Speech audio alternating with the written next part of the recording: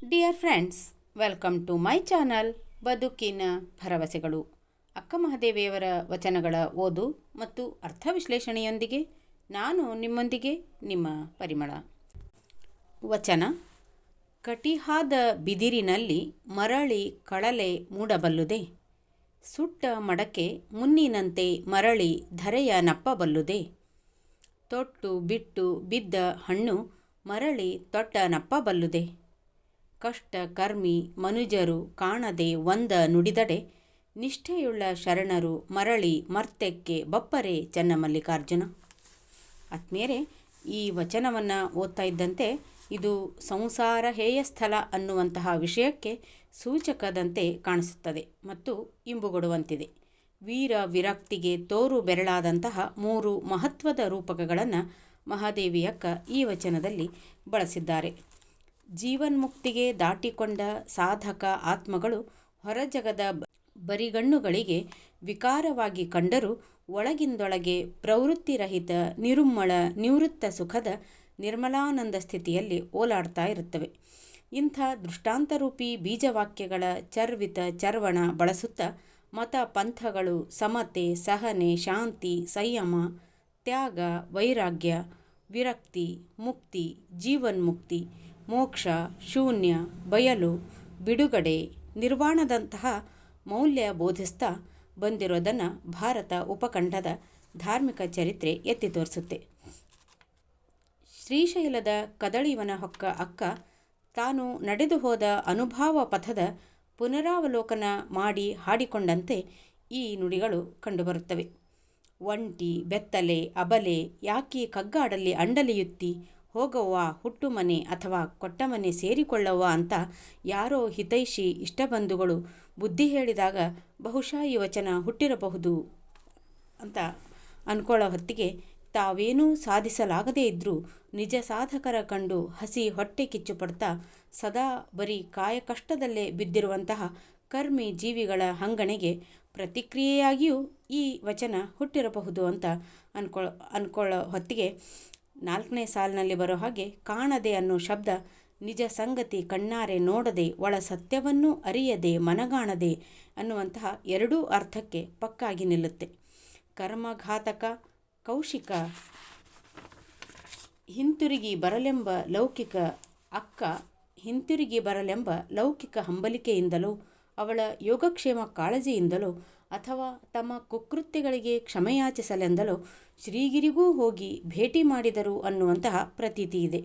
ಅವರಿಗವಳ ಪರೋಕ್ಷ ಉತ್ತರವೇ ಈ ವಚನ ಹುಟ್ಟಿರಬಹುದು. ದುಸ್ತರ ಸಾಧನೆಗೈದು ಇಷ್ಟದೈವದ ಕೃಪಾಸಿದ್ಧಿ ಗಳಿಸಿದ ಪುಣ್ಯವಂತ ಶರಣರು ಮತ್ತೆ ಹಿಂದಿನ ಅಪರಿಪಕ್ವ ಸ್ಥಿತಿಗೆ ಸಾಂಸಾರಿಕ ಜಂಜಡಕ್ಕೆ ಮರಳಲಾರರು ಎಂಬುದಕ್ಕೆ 2 ಪ್ರಾಕೃತಿಕ ಮತ್ತು 1 ಸಾಂಸ್ಕೃತಿಕ ದೃಷ್ಟಾಂತವನ್ನು ಇಲ್ಲಿ ಕಾಣಬಹುದು. ಕಟಿಹಾದ ಬಿದಿರು, ತೊಟ್ಟು ಕಳಚಿ ಬಿದ್ದ ಹಣ್ಣು ಅನಾದಿ ಪ್ರಾಕೃತಿಕ ದೃಷ್ಟಾಂತಗಳು ಅಂತ ಅಂದ್ಕೊಳ್ಬಹುದು. ಸುಟ್ಟ ಮಡಕೆ ಮಾತ್ರ ಸುಧಾರಿತ ಬದುಕಲು ಕಲಿತ ಕಾಯಕನಿಷ್ಠ ಸಮಾಜದ ಉಪಯುಕ್ತ ವಸ್ತುರೂಪಿ ಸಾಂಸ್ಕೃತಿಕ ಉದಾಹರಣೆ.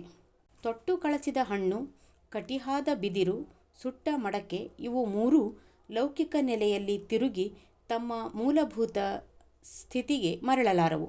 ಅಲೌಕಿಕ ನೆಲೆಯಲ್ಲಿ ಸೃಷ್ಟಿಚಕ್ರಕ್ಕೆ ಲೋಕಲಾಲಸೆಗೆ ಸಿಕ್ಕಿ ಬೀಳದಂಥವು. ಕಟಿಹಾದ ಅಂದರೆ ಎಳೆ ಸುಳಿ ಸುಟ್ಟೋ, ಒಣಗಿ ಕಟಕಲಾಗಿ ಸೀಳಿಯೋ, ಬಗ್ಗಲಾರದಂತೆ ಬಲಿತು ಬಿದಿರಕ್ಕಿ ಸುರಿದೋ ನಿರುಪಯುಕ್ತವಾದದ್ದು ಎನ್ನುವಂತಹ ಅನೇಕ ಅರ್ಥಛಾಯೆಗಳು ಇಲ್ಲಿವೆ. ಬಿದಿರು ಮೆಳೆ ಎಳೆ ಸುಳಿಯಲ್ಲಷ್ಟೇ ಕಳಲೆ ಎಂಬ ನಸು ಹಸಿರು ತಿಳಿ ಹಳದಿ ಚೂಪು ಚಿಗುರೊಡೆಯಬಲ್ಲದು. ಇಂದಿಗೂ ಎಳೆ ಬಿದಿರ ಸುಳಿ ಚಿಗುರು ಕಳಲೆ ಉಪ್ಪಿನಕಾಯಿ ಹಾಕ್ತಾರೆ ಮಲೆನಾಡಿಗರು. ಅದರ ರುಚಿ ಬಲ್ಲವರೇ ಬಲ್ಲರು. ಬೇಯಿಸಿದ ಕಳಲೆ ಪಲ್ಯ ಮುಂತಾದ ಖಾದ್ಯಗಳಾಗಿ ವಿನಿಯೋಗವಾಗುತ್ತೆ ಈ ಕಳಲೆ. ಆದರೆ ಕಟಿಹಾದ ಬಿದಿರು ತನ್ನ ಪೂರ್ಣಾಯುಷ್ಯ ಬದುಕಿ ಬಾಳಿ ಬಿದ್ದು ಮಣ್ಣಾಗಲು ಸಿದ್ಧವಾದಂಥದ್ದು. ಅದಕ್ಕೆ ಮತ್ತೆ ಕಳಲೆ ತಳೆವ ಗರಜು ಗೈರತ್ತಿಲ್ಲ.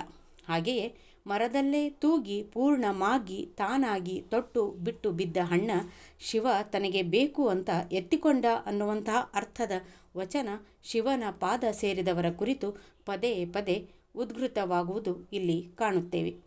ಗಿಡದಲ್ಲೇ ಹಣ್ಣಾದ ಪಕ್ವ ಫಲದ ಅದ್ಭುತ ದೈವಿಕ ರುಚಿ, ಕಾಯಲ್ಲೇ ಕಿತ್ತೊತ್ತೆ ಹಾಕಿ ಉಬ್ಬುಗುಚ್ಚಿಸುವ ಅವಸರಗಡುಕ ಆಧುನಿಕ ನಾಗರಿಕತೆಯ ಕೃತಕ ಬಣ್ಣದ ಹಣ್ಣಿಗೆ ಎಲ್ಲಿಂದ ಬಂದೀತು ಹೇಳಿ? ಕೃತ್ರಿಮ ನಾಗರಿಕತೆಗೆ ನಿಸರ್ಗದ ಸಹಜ ಸ್ವಾದ ಒಗ್ಗದು, ಅರ್ಥವಾಗದು. ತಾನಾಗೇ ತೊಟ್ಟು ಬಿಟ್ಟು ಬಿದ್ದ ಹಣ್ಣು ಪ್ರಸಾದವಾಗಲು ಸಮರ್ಪಿತವಾಗಿ ಬಿಟ್ಟಿದೆ. ಆ ಹಣ್ಣಿಗೆ ಮರಳಿ ಮರವೇರುವ ಹಂಬಲವಿರುವುದಿಲ್ಲ. ಇನ್ನು ಹಸಿ ಮಣ್ಣ ಮೃದುತ್ವ ನಾದಿಸಿಕೊಳ್ಳುವಂತಹ ಗುಣ ಸುಟ್ಟು ಮಡಕೆಗೆಂದೂ ಬರಲಾರದು. ಸುಟ್ಟ ಮಡಕೆ ಆ ತರಲತೆಯಿಂದ ಪಾರಾಗಿ ಗಟ್ಟಿಗೊಂಡಂಥದ್ದು. ಇರೋ ತನಕ ನೀರು ಹೊರುವ ಹೊಣೆ ಹೊತ್ತು ಕಡೆಗೆ ಸಣ್ಣಗೆ ತಾಗಿದರೂ ಒಡೆದು ಚೂರು ಚೂರಾಗಿ ಇಲ್ಲವಾಗಲು ಸಿದ್ಧವಾಗಿಯೇ ಇರುವಂಥದ್ದು. ಅದಕ್ಕೆ ಮರಳಿ ಸ್ನಿಗ್ಧ ಹಸಿ ಮಣ್ಣಾಗುವ ಆಸೆ ಬಯಕೆ ಇರೋದಿಲ್ಲ.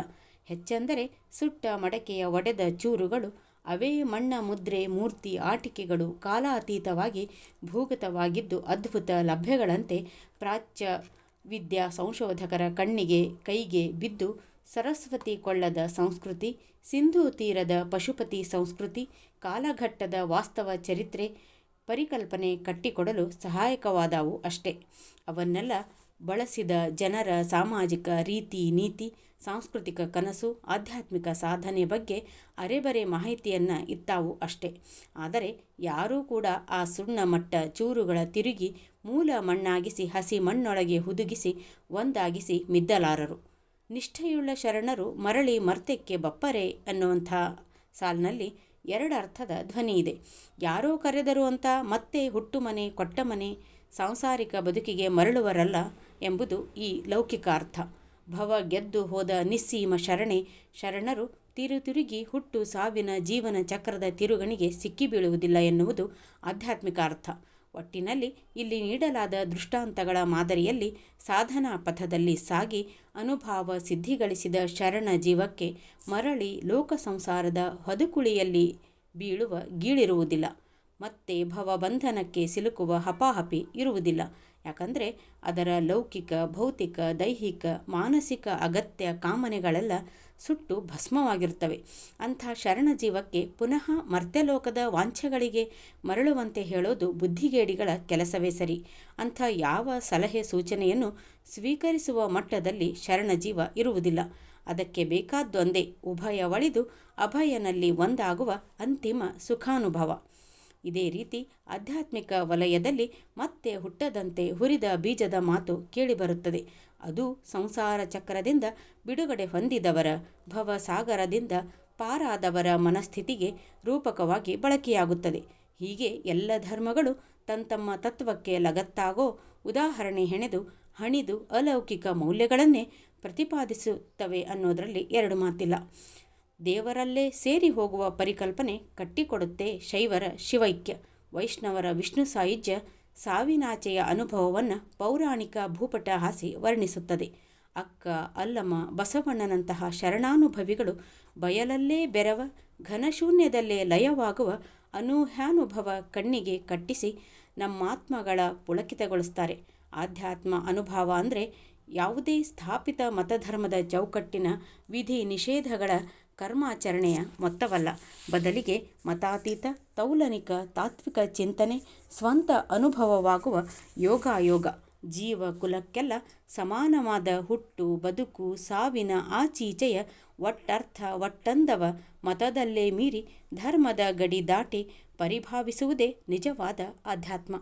ಆತ್ಮೀಯರೇ, ಈ ವಿಡಿಯೋ ಇಷ್ಟ ಆದಲ್ಲಿ ವಿಡಿಯೋನ ಲೈಕ್ ಮಾಡಿ, ಶೇರ್ ಮಾಡಿ, ತಮ್ಮ ಅನಿಸಿಕೆ ಅಭಿಪ್ರಾಯಗಳನ್ನು ಕಮೆಂಟ್ ಮಾಡಿ, ಮರೆಯದೆ ನನ್ನ ಚಾನಲ್ನ ಸಬ್ಸ್ಕ್ರೈಬ್ ಮಾಡಿ ಅಂತ ಹೇಳ್ತಾ ಮುಂದಿನ ವಿಡಿಯೋದಲ್ಲಿ ಭೇಟಿಯಾಗೋಣ.